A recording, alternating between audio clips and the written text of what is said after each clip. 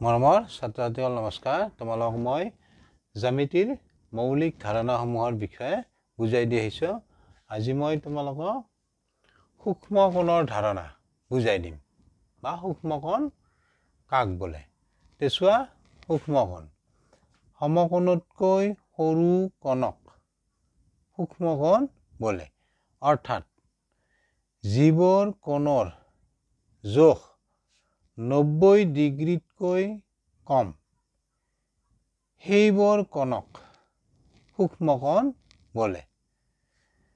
চোৱা চিত্ৰত AOC 90 degree, AOC 90 degree আৰু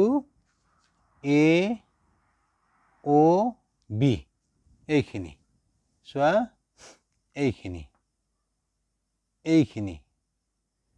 অৰ্থাৎ চাবা AOB এইটো সূক্ষ্ম কোণ আৰু এই গোটেইখিনি হ'ব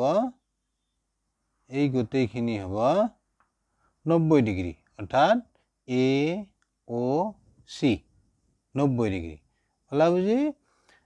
90 ডিগ্ৰীতকে সৰু কোণক সূক্ষ্ম কোণ বোলে।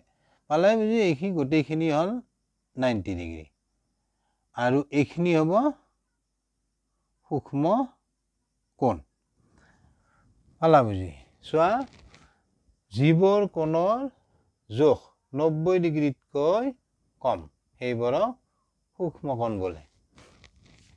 AOB হ'ব সূক্ষ্ম কোণ। এই কোণটো এই 90 ডিগ্ৰীত কৰি কি হ'ব 90 ডিগ্ৰীতকৈ সৰু হ'ব।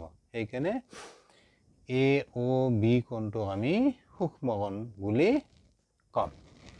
চোৱা চিত্ৰত AOC 90 ডিগ্ৰী, AOC 90 ডিগ্ৰী আৰু কোণ AOB এটা সূক্ষ্ম কোণ AOB এই কোণটো এইটো হ'ব সূক্ষ্ম কোণ।